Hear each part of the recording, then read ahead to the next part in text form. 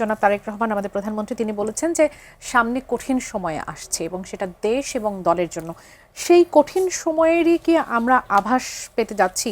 যেমনটি জনাব তুষার সারওয়ার এতক্ষণ ব্যাখ্যা করছিলেন যে তেলের এই সংকটের সাথে আসলে প্রত্যক্ষ পরোক্ষভাবে কিভাবে বৈদেশিক ঋণগুলো বলেছে জড়িত, সেটা আংশিক, আমি অস্বীকার করব না। আংশিক যেমন ধরেন IMF এর লোন নেওয়ার সময় এই টাইপের জায়গা থেকে লোন নিতে গেলে তাদের অনেকগুলো এমবার্গো থাকে, অনেকগুলো শর্ত থাকে।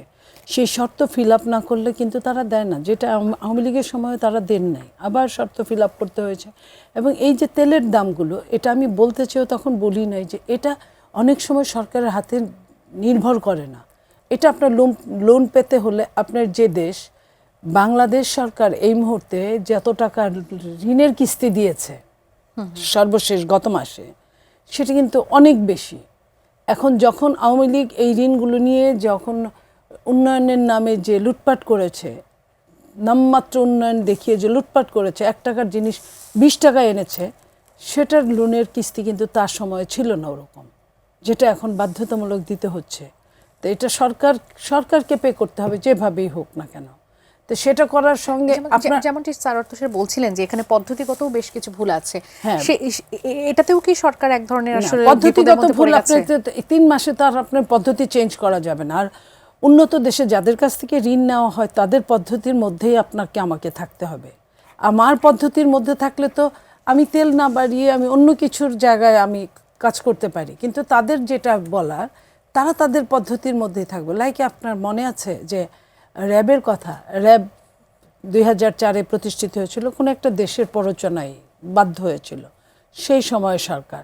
পরবর্তীতে যখন আওয়ামী লীগ নির্বাচন ইশতেহারে প্রথম কথাই বলেছিল তারা র্যাবকে তুলে দেবে, কিন্তু তারা তো র্যাবকে তুলে দিতে পারেনি নাই, বরং র্যাবের কোনো জায়গায় 300-400 লোককে ক্রসফায়ারের নাম বলে মেরে ফেলেছে। তো এখন পর্যন্ত কিন্তু দিব্যি তারা আছে। বিএনপির পক্ষ থেকেও তো আসলে আমি বলি যখন দাবি করা হয়েছিল অনেক কিছুই আপনার যেটাই বলেন না কেন, রাষ্ট্র চালানোর জন্য রাষ্ট্রের যারা শপথ নেয়, রাষ্ট্রের প্রয়োজনে কিন্তু অনেক সময় তাদের মুখ বন্ধ রাখতে হয়, রাষ্ট্রের প্রয়োজনে তাদের। সো আমি যেটা বললাম এটাই আমি উপযাচক হয়ে, এটা আমার বলার কথা না, তারপরেও আমি বললাম। যেটা তুষার বলতে পারে, তার বিরোধী দলের জায়গা থেকে তারা অনেক কিছু বলতে পারে, বাট আমরা এই দেশকে ভালোবাসি, দেশের মঙ্গল চাই, দেশের মঙ্গল চাই, দেশের কাজ করি। দেশের কাজ করতে গিয়ে যদি কখনো কোনোটায় একটু অস্বাভাবিকতা আসে দেখতে মনে হবে, কিন্তু আসলে তা না। এই তেলের দাম বাড়ানো বা কমানোতে কখনোই কোনো সরকারের নিজের হাতটা ছিল না ঋণগ্রস্ত দেশ হিসেবে।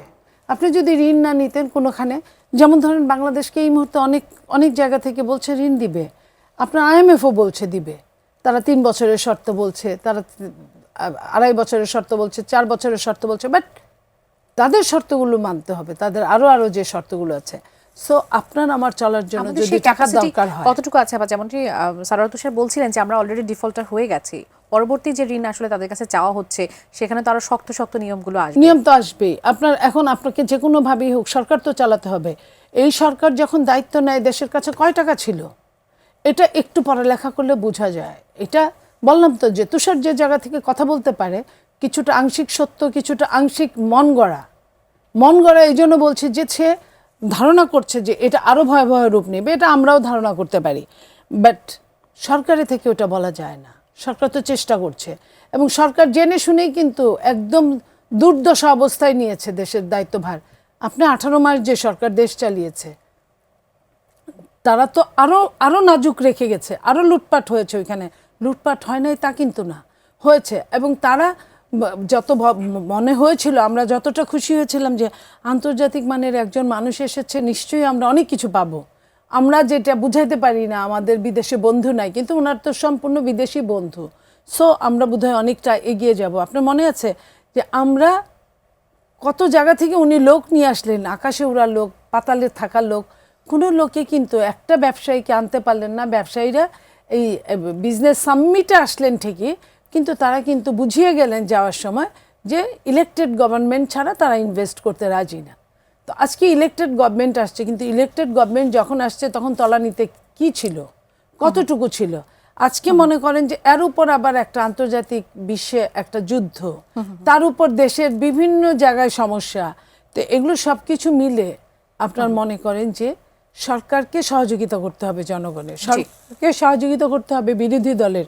যদি গণতন্ত্রকে আমি টেকসই করতে চাই, টেকসই দেখতে চাই, তাহলে কিন্তু আপনি সমালোচনা করেন, স্বচ্ছ সমালোচনা করেন, কিন্তু আপনাকে এই সরকার না থাকলে কিন্তু আপনিও নাই, তো সারও নাই। একজন দর্শক তো এই জায়গাটা আমাদেরকে এক জায়গায় আসতে হবে যে অস্তিত্বের প্রশ্নে, যেটা আপনি বললেন কঠিন সময়, এটা মাননীয় প্রধানমন্ত্রী একা বলবে কেন? এই অনুধাবনটা বিরোধী দলের নেতার হওয়া উচিত। বিরোধী দলে আজকে যারা টকশোতে আসবে আমার সাথে আপনার সাথে, তাদেরও হওয়া উচিত। নইলে এই দেশটা তো আমার একার না, আপনার একার না, তুষারের একার না, তিনজনে মিলে একটা দেশ।